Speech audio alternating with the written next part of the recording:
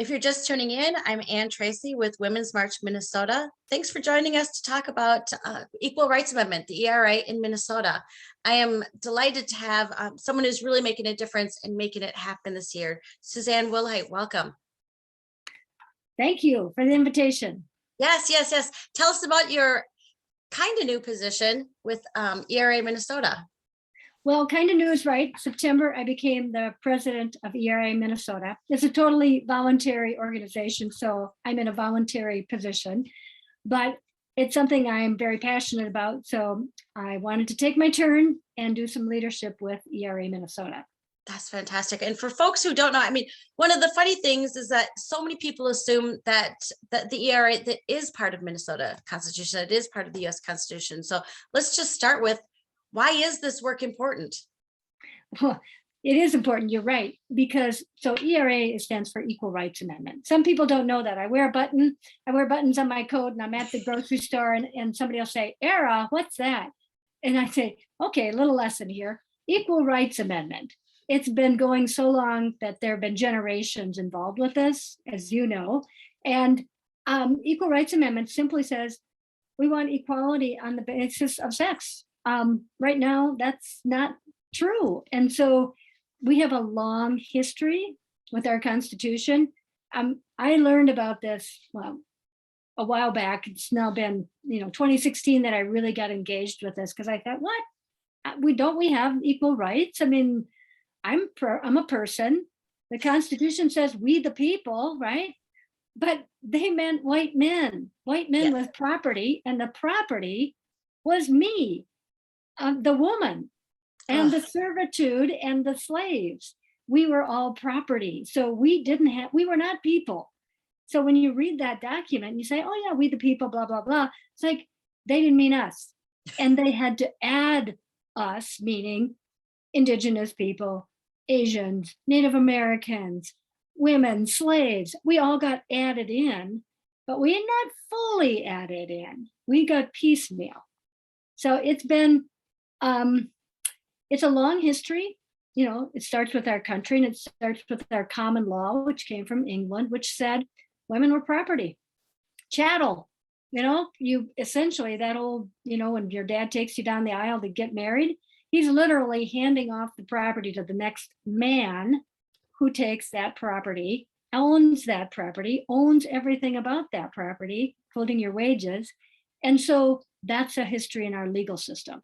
So we have that foundation. And if most people knew that, I would hope people would say, wow, I think we should fix this and at least have equal legal rights for all people and make sure people includes all of us who are human beings. You'd think. I mean, it seems like a laudable goal for anyone to be reaching, but for folks who say, well, does it really matter now? If people think this is the case, does it really matter? Does the legal part of it matter? What would you say to those folks? Well, I would say, yes, it does, because in fact, we have a negative constitution, which means if it's not written in there, it's not included. So women are not included, and there is no reference to women or female. There's one reference to male when Black men got the right to vote, and they specifically put in there male. But right now, no. So you have to be added to be included, and we are not included. And so women want to be included. And really, it doesn't say women, even in the Equal Rights Amendment. It says equality of rights under the law shall not be denied or abridged by the United States or by any state on account of sex. That's the federal amendment. And so that just says everybody gets to be included. And if that's controversial to you, then I really question your patriotism to all Americans, because it's our foundational document and our legal rights.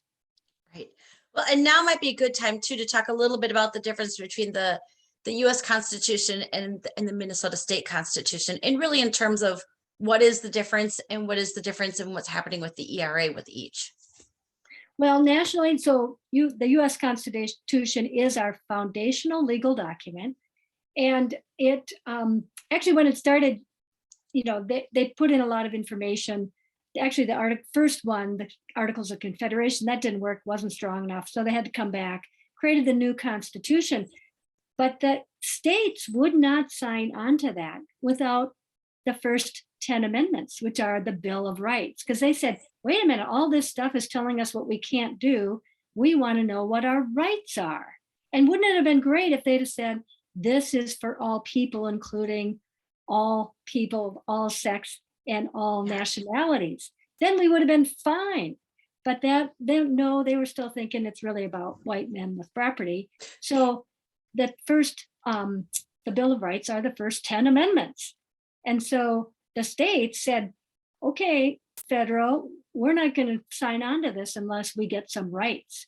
And so we're still having that battle now, but essentially the federal Constitution covers our nation, and that's our national foundation for legal rights. But then there's states' rights, right? We know about these, we fought a war about that.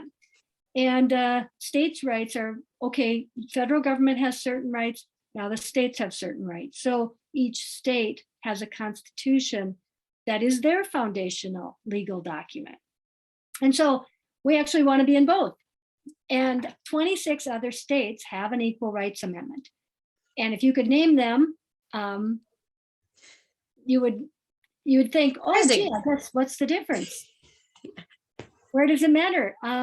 But it does help the people who are there. And it's actually been used by a lot of men because it's on the basis of sex. So if a man is discriminated in a job, he can use the Equal Rights Amendment, and has in states that have it, to fight a discrimination legal case. And that protects all people by that very basis of being on the basis of sex. So there's a really very practical application. There's very practical, and it helps all people. It isn't designed to be just for women. Some people have said, wait a minute, maybe we should. But the reality is all people should be protected equally under the law. It kind of gets to the point of that's equal. That's the definition of equal, is when everybody is the same. It's yeah, I think of it like for math. We all learn math, you know, that little equal sign, one side had to equal the other. And it was a principled thing. And this is kind of the same way. It's like, we're all people. We should have equal legal rights. This is simple math. I often say math is difficult. This is simple math. This is simple math. But now when we take a look at it, where does it stand with the US Constitution? What is happening there? Well, this is a long history. So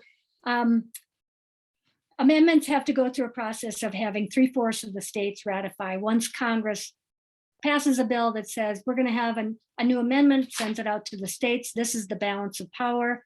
And so the Equal Rights Amendment started right after women got the right to vote, which was the 19th Amendment. So we didn't have rights at all before that. But then we got the right to vote, and that was a very limited right. So women started to vote, but then they said, wait a minute, we want more rights than this. You know, just because we can vote doesn't protect us in other ways. So 1923, they introduced the Equal Rights Amendment. 1923, my mother was born back then. And so it has been working its way through Congress, and it finally, you know, has to go through Senate hearings and votes and all that. Sometimes it was popular, sometimes it wasn't. Finally, 1973, okay, 50 years later, it gets voted on and sent out to the states to vote. Each state must ratify, which means they must, in their state legislatures, they must approve it. So in the early 70s, goes through like wildfire. Minnesota ratifies 1973, and we get up to 35 states. We need 38. We're 3 states short by 1982. And we hit a roadblock of backlash against women's rights. We had civil rights and we had women's rights. And then it's like, oh no, that's too much. You've gone too far. And so it went into a lull in the states. But it came back to life in 2016. Nevada ratified. They were a majority, the first majority female legislature in the country that state, like elected. Nice. And they passed the Equal Rights Amendment. They passed family leave. They passed a lot of state laws that affected women. Imagine that. And they started the ball rolling. Then Illinois ratified. Then Virginia ratified in 2020. And that was the 38th state that was required for a federal amendment. But that was during the Trump administration.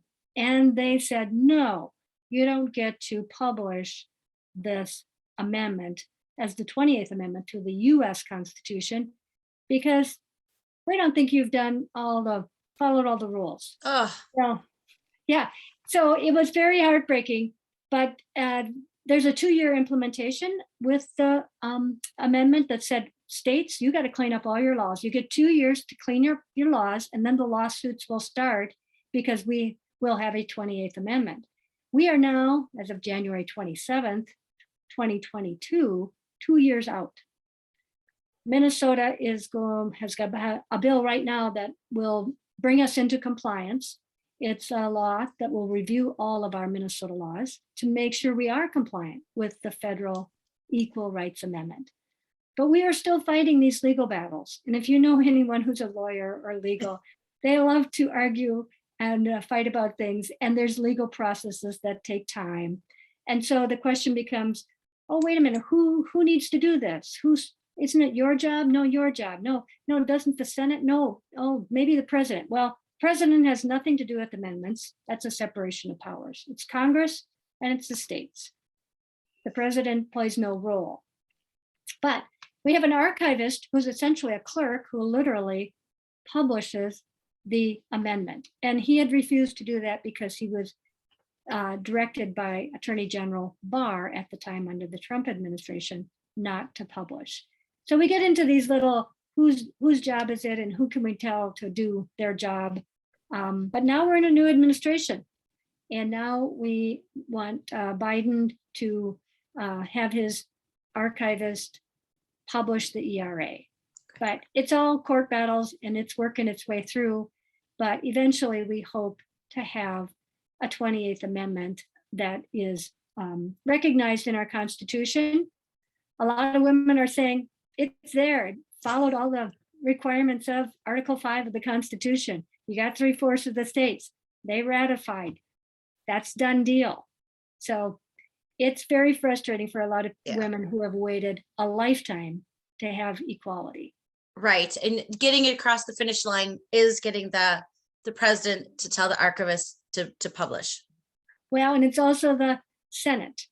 The Minnesota or the US House, they passed and they said, we delete all deadlines.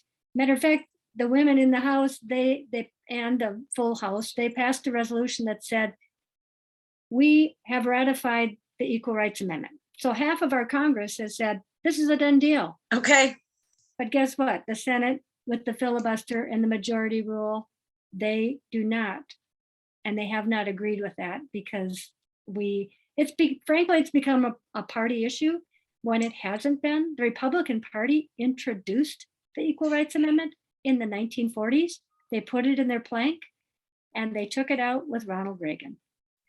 The Democrats were latecomers. They put it in their plank later in the 30s and they've kept it in their plank, but they haven't been stellar in terms of getting it done. So it's not a party issue. It's it's a human rights issue. When half of your population is not being paid equally, that's a human rights issue. So it's not about a party, it's about equality. Right. So that's what's happening with the US Constitution. Now, locally in Minnesota, what's happening? Well, in Minnesota, since it hasn't happened federally and 26 other states have it, and the reason you'd want it at both levels, there are federal laws that affect us and there are state laws. So if you have equality at both levels, you will be protected at the state level and you will be protected at the federal level. So we want both of that. In the 26 states that have it, their world didn't end, their families didn't fall apart. Even gay marriage didn't end life as we knew it. Women are in the military. They're not getting drafted. Nobody's getting drafted. And so a lot of the horror stories of like, what if we gave women equal rights? We have 26 states, and California's had their Equal Rights Amendment since the 1870s. Nice. Texas has an Equal Rights Amendment. That That's ought to be good. enough for us right there. Texas has Right it. there, that's it. Texas has an ERA, Florida has an ERA. So these states, it provides protection at the state level in their foundational documents. So all people are treated equally under the law. Now, on a practical basis for folks who are listening, how can we help make this happen? Well, what you can do, both of our senators are all on board. And so nationally, it's a matter of a legal issue. You know, you can definitely show support. You want to see a 28th Amendment, you can make that known. Our senators support that. So Amy Klobuchar, Tina Smith, all on board. And Amy's on the Judiciary Committee, and she has written a letter with other senators forcing the issue with the Attorney General and the archivist. So that is a great move. And so they support us. In the state of Minnesota, we would love to have support for calling your legislator, making sure that they support the Equal Rights Amendment. Because, like I say, it's not a partisan issue, but the Republican Party has not supported it in recent years. And they, although there have been Republicans who have voted for it, they voted for it prior to becoming more conservative. So we have Republicans who have voted for the Equal Rights Amendment. And they may again, if they vote their conscience. There are women who voted for the ERA and men that now they won't commit to it, and they had previously. So I'd say call your legislator, get them on the record of whether they support the Equal Rights Amendment, and put pressure on them to do more. In our system, in order to get an amendment to our Minnesota Constitution, our legislature has to pass a bill that will put it on the ballot. And they put it on the general election ballot, and then we all get to vote on it. And so we don't have a requirement of a majority in our legislature to vote for it, but we need to get it through the House and Senate. We'll get it through the House next week. We have hearings and we have a floor vote. We have a majority that will vote for it, so we're not worried about that, but we cannot get hearings in the Senate in Minnesota right now. And if we got people to call, key people like our new majority leader, Jeremy Miller, he's from Southeast Minnesota, Andrew Matthews, who's from the Princeton area, and also Warren Limmer from the Maple Grove area.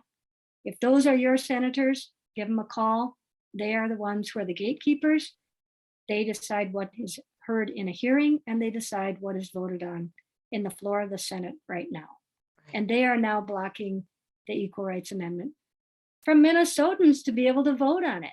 I mean, if you can't trust your people to vote, then I kind of wonder why you're in public office.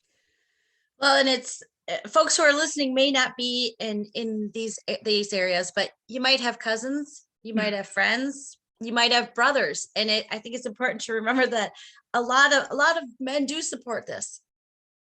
True, and actually nationally, most people think this is already passed. They say ERA, didn't that pass back in the 70s?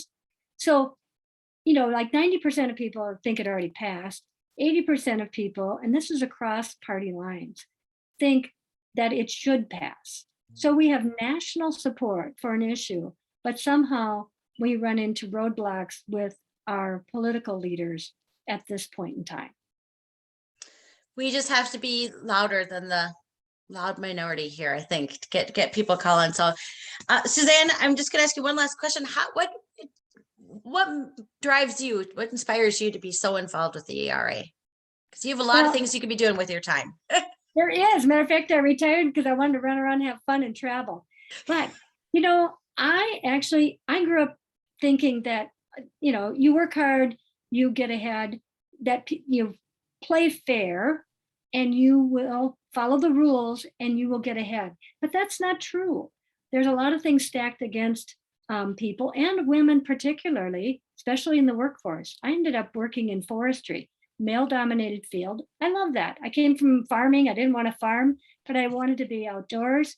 But there's discrimination built into our systems, even our state employment systems, even though they're supposed to not be discriminatory, they are. And part of that's the history of allowing that to happen. Unequal pay, unfair discrimination on the basis of sex, literally being a woman or a man, there were differences. And I came to realize this and I thought, well, that's not fair. I mean, all you want is a fair opportunity, fair access, and then people should be able to get ahead. But if you're stopped from that, that's a problem. So for me, equality under the law and being able to say, we're all equal, we will all have a fair day in court, we will all be able to have remedy to our discrimination, because it won't stop the discrimination, but it gives an avenue to address it. That's what our laws are supposed to do, is protect us in the legal system equally under the law. That's a good way to end this segment. Yes, the laws are meant to protect us, and we need to speak up if they're not. So Suzann Willhite from ERA Minnesota, thank you so much for shining a light on this important topic. Yeah, and thank you for putting it on the show and having interest in it. Greatly appreciated. So you can go to ERAMN.org, get more information, sign the petition, and support equality for all in our Minnesota and United States Constitution.